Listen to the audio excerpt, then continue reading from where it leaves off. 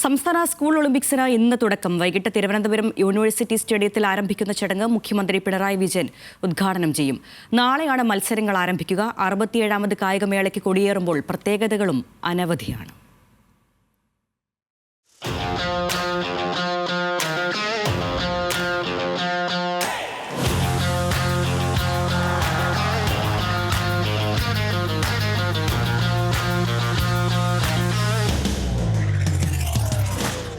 Olympics മാതൃകയിൽ സംഘടിപ്പിക്കുന്ന സംസ്ഥാന സ്കൂൾ കായികമേളയ്ക്ക് തുടക്കമാവുകയാണ്. മത്സരങ്ങൾക്ക് ഇത്തവണ ആതിഥേയത്വം വഹിക്കുന്നത് തിരുവനന്തപുരം ജില്ലയാണ്. മുഖ്യമന്ത്രിയുടെ പേരിലുള്ള സ്വർണ്ണക്കപ്പും ഒപ്പം തന്നെ മികച്ച സ്കൂളും നേടിക്കൊണ്ട് ആതിഥേയത്വം വഹിക്കുന്ന ജില്ല തന്നെ ഇത്തവണത്തെ ചാമ്പ്യന്മാരാകാനുള്ള തയ്യാറെടുപ്പിലാണ് തിരുവനന്തപുരം. 12 വേദികൾ, 742 ഫൈനൽ മത്സരങ്ങൾ, ഇൻക്ലൂസീവ് വിഭാഗത്തിലടക്കം 20,000-ലധികം കായിക താരങ്ങൾ. ആവേശത്തിരിതെളിയുന്നത് ഒരാഴ്ച നീളുന്ന സംസ്ഥാനത്തെ ഏറ്റവും വലിയ കായികോത്സവത്തിനാണ്.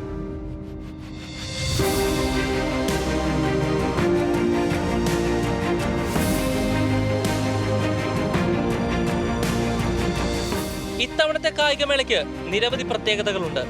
ഏറ്റവും കൂടുതൽ പോയിന്റ് നേടി മേളയിൽ 1ാം സ്ഥാനം കരസ്ഥമാക്കുന്ന ജില്ലയ്ക്ക് മുഖ്യമന്ത്രിയുടെ പേരിലുള്ള സ്വർണ്ണക്കപ്പ് ലഭിക്കും.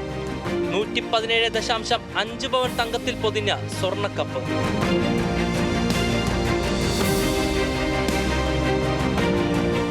കൊച്ചിയിൽ വെച്ച് സംഘടിപ്പിച്ച ആദ്യ സ്കൂൾ ഒളിമ്പിക്സിലെ വിവാദങ്ങൾക്ക് പിന്നാലെ പുതിയ മാറ്റവും കൊണ്ടുവന്നിട്ടുണ്ട് വിദ്യാഭ്യാസ വകുപ്പ്.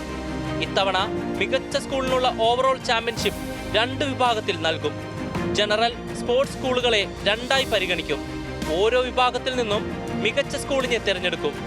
അത്ലറ്റിക്സ് വിഭാഗത്തിൽ സ്കൂളുകൾക്ക് നൽകുന്ന സമ്മാനത്തുകയിലും വർധനയുണ്ട്. കളരിപ്പയറ്റ്, ഫെൻസിംഗ്, യോഗ എന്നീ ഇനങ്ങളും ഇത്തവണയുണ്ട്.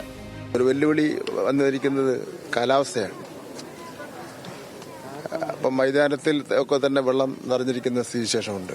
അത് തരണം ചെയ്യുന്നതിന് വേണ്ടിയുള്ള നടപടികൾ സ്വീകരിച്ചുകൊണ്ടിരിക്കുകയാണ്.